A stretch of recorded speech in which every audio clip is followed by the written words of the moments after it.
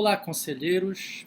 Dando sequência ao nosso curso de Auditoria e Controles Internos, vamos agora para a unidade 2, que trata sobre as normas de auditoria interna. Primeiramente, eu quero mencionar que as normas de auditoria interna, nós temos as normas de auditoria brasileiras, contudo, elas todas estão alinhadas com as normas internacionais. Então, nós começaremos a falar destas normas internacionais. E uma das principais instituições que emite essas normas é a INTOSAI, que é uma instituição que congrega todos os órgãos fiscalizadores superiores dos países membros. No caso, o Brasil tem como representantes na INTOSAI o Tribunal de Contas da União. Então, a INTOSAI, emite uma série de normas que, inclusive, foram internalizadas pelos tribunais de contas da União, dos estados e os municipais. Em alguns estados que existe o Tribunal de Contas Municipal, foram então assimilados por meio do Instituto Rui Barbosa, que converteu, que traduziu essas normas internacionais para o português, para que nós utilizássemos no Brasil. Bem, essas normas da INTOSAI, elas são chamadas das ISAIs, são as normas internacionais das entidades fiscalizadoras superiores. Você pode dizer, mas nós não fazemos parte do Tribunal de Contas, né? Nós fazemos parte de um controle interno, um controle social dentro do Poder Executivo, mais especificamente na saúde. Contudo, dentro dessas normas, elas trazem princípios, diretrizes, procedimentos, metodologias que são extremamente úteis para o trabalho da fiscalização, da auditoria interna, do controle social. Então, essas ISAIs, essas normas das entidades fiscalizadoras, elas estão estruturadas em 4 níveis. Tá? O primeiro nível traz os princípios fundamentais da estrutura, que mais à frente eu vou mencionar que norma é essa. As do nível 2, elas estabelecem os pré-requisitos para o funcionamento adequado e a conduta profissional dessas entidades fiscalizadoras. Então já vai mais um nível mais abaixo, ou seja, na forma como vai funcionar e como essas instituições vão atuar. Tá? E alguns exemplos de princípios, como a independência, a transparência, a accountability, que é a prestação de contas, a ética, o controle de qualidade dos trabalhos de auditoria. E já nos níveis 3 e 4, tratam da realização de cada tipo de auditoria, incluindo princípios, profissionais geralmente reconhecidos, que dão suporte à auditoria eficaz, independente nessas entidades do setor público, que também eu vou mencionar esses tipos de auditorias que são possíveis dentro do setor público. Pois bem, no nível 1, nós temos uma norma, a ISAI 1, que é a Declaração de Lima. Eu trouxe até os recortes mais à frente, que eu vou mencionar. Qual o conteúdo dessa Declaração de Lima? É uma declaração, a primeira norma produzida pela INTOSAI, ela data de 1977. Ela é a pedra de esquina, a base de todo o prédio estrutural das normas da INTOSAI. No nível 2, por exemplo, nós temos, são as ISAIs, que vão de número 10, elas todas recebem uma numeração. Então, a ISAI 1 é a Declaração de Lima, que dá origem a tudo, traz os princípios de funcionamento das estruturas das entidades fiscalizadoras. No nível 2, vai da numeração de 10 até 99. Então, por exemplo, a número 10 é a Declaração do México sobre a independência das instituições fiscalizadoras. Por isso que, por exemplo, o Tribunal de Contas da União, os tribunais de contas dos estados, eles preservam uma independência em relação às unidades que eles vão fiscalizar, inclusive ao próprio poder executivo, poder legislativo, poder judiciário. Então não há uma subordinação, né? Mas há sim uma independência dessas instituições para que elas possam agir sem qualquer, né, pressão sobre os resultados de seus trabalhos. E isso está alinhado com a ISAE número 10, esse tipo de estrutura dentro do Brasil. E aí vem outras normas dentro do nível 2, né? Eu cito aqui, por exemplo, princípios de transparência, que é a ISAE 20, né? Trago, por exemplo, a ISAE 30, que se refere ao código de ética. O trabalho de auditoria, tanto a externa quanto a interna, envolve uma série de riscos. Por exemplo, os auditores eles têm acesso a muitas informações que por vezes são sigilosas, né? Por vezes estão sob segredo de justiça. Então, e também o trato com os auditados deve seguir um padrão de altíssimo nível, né, de conduta, de ética. Não pode haver troca de favores, troca de presentes. O auditor não pode agir de forma a simplesmente prejudicar o auditado, mas ele deve agir de forma objetiva, isenta. Tudo isso está regulado dentro dessas normas. Por exemplo, a ISAE 40 fala do controle de qualidade das instituições fiscalizadoras. O trabalho de auditoria, como a gente mencionou na unidade anterior, na unidade 1, é um trabalho extremamente metódico, sistemático, e para que haja qualidade é necessário que haja um padrão estabelecido dentro da instituição e que se siga esse padrão, e que haja controles para garantir que esses padrões de qualidade serão seguidos, inclusive com avaliações periódicas do trabalho dos auditores, né?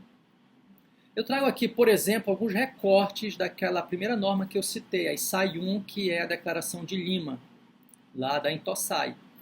Então são diversas seções, eu trago aqui algumas. Por exemplo, a seção 2, que fala de controle prévio e auditoria. Então o documento de 77 já demonstra algo que até hoje muitos gestores ainda não conseguiram compreender, essa separação do controle e da auditoria. Por exemplo, no item 1 da seção 2, a Intosai menciona o seguinte: o controle prévio é um tipo de revisão de atividades administrativas ou financeiras que é realizado antes da ocorrência do fato. A auditoria, por outro lado, é uma avaliação realizada após a ocorrência do fato. Então, se nós temos, por exemplo, grandes obras, grandes aquisições, em que há, e aí, claro, é prudente que haja esse tipo de fiscalização, de ação de controle, antes que o ato seja totalmente completo, antes que haja a decisão final. É possível que haja, e até é aconselhável que haja, controles prévios, ou seja, que impeçam que fraudes, que erros graves possam ser perpetrados antes de concluído o processo. Nós temos muitos exemplos de obras públicas que são paradas por ação dos tribunais de contas, justamente porque há vícios, né, severos, legais, né, operacionais, econômicos dentro daquela contratação. Então, não seria prudente esperar que tudo acontecesse, o prejuízo se materializasse para que aplicasse o controle.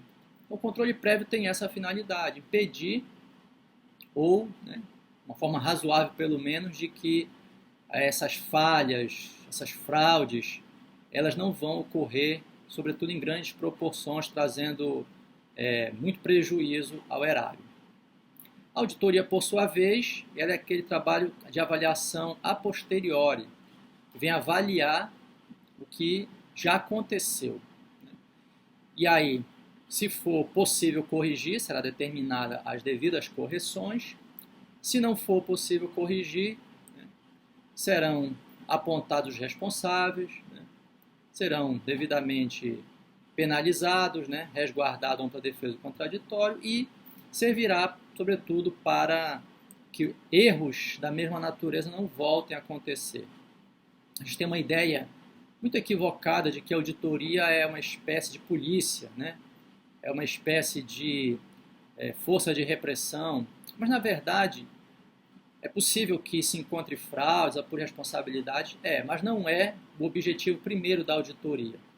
O objetivo da auditoria é auxiliar a gestão no aperfeiçoamento dos seus controles. Então, por exemplo, os senhores, no momento que estiverem executando atividades de fiscalização, se elas forem, essas ações de fiscalização, essas ações de auditoria forem devidamente planejadas, né, verificado, estudado quais são os melhores procedimentos para aquele processo que será auditado ou fiscalizado, é possível na observação, na execução dos exames, das análises, dos testes, é possível verificar pontos de melhoria, não necessariamente encontrar erros. É possível encontrar erros, claro, mas é possível encontrar procedimentos que percebe-se que eles são inadequados, eles são suscetíveis a falhas e abrem portas para fraudes. E aí cabe então à auditoria, à fiscalização, propor melhorias nesses procedimentos para que as falhas, o risco não se materialize, para que as falhas não venham a acontecer. E mais ainda no item 2 dessa seção 2, ele diz o seguinte, que o controle prévio eficaz é indispensável para garantir a gestão adequada de recursos públicos confiados ao Estado. Ele pode ser realizado por uma entidade fiscalizadora, como por exemplo os tribunais de contas, e por outras instituições de auditoria, inclusive a auditoria interna, conselhos de fiscalização, todos estão aptos a exercer esse controle prévio. Pois bem, mas avanço mais à frente nessa declaração de Lima, a ISAI número 1, vou para a seção 4. Ele menciona lá a auditoria de legalidade, e auditoria de regularidade e auditoria operacional. Então, no item 1 já diz o seguinte, a tarefa tradicional das entidades fiscalizadoras superiores é auditar a legalidade e a regularidade da gestão financeira e da contabilidade. Só que no item 2 ele menciona que também existe a auditoria operacional, cuja finalidade é verificar desempenho, economia, eficiência, efetividade da administração pública. Então, qual a diferença? Essa auditoria mais de legalidade, regularidade, é o que a gente chama de conformidade. É uma auditoria em que você vai verificar se o que está acontecendo está de acordo com as normas, com os manuais, com a lei, com a Constituição. Ou seja, os padrões são bem rígidos e você tem que verificar se estão seguindo aqueles padrões. E aí pode estar conforme ou não conforme aqueles atos. É a auditoria de conformidade, que mede, então, legalidade e regularidade. A auditoria operacional, por sua vez, ela às vezes se aproxima muito de uma consultoria. Ou seja, você vai verificar como o procedimento está estruturado.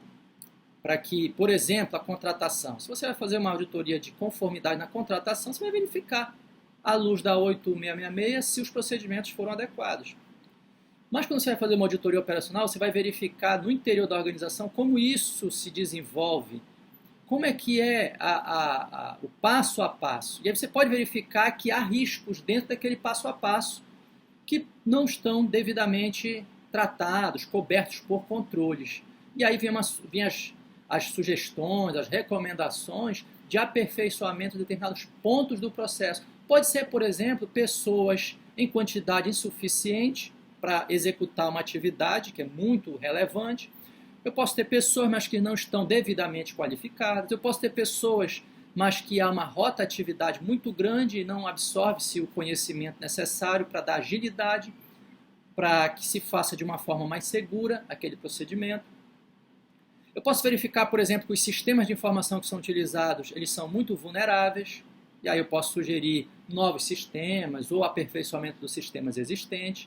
Ou seja, há uma série de possibilidades dentro da auditoria operacional.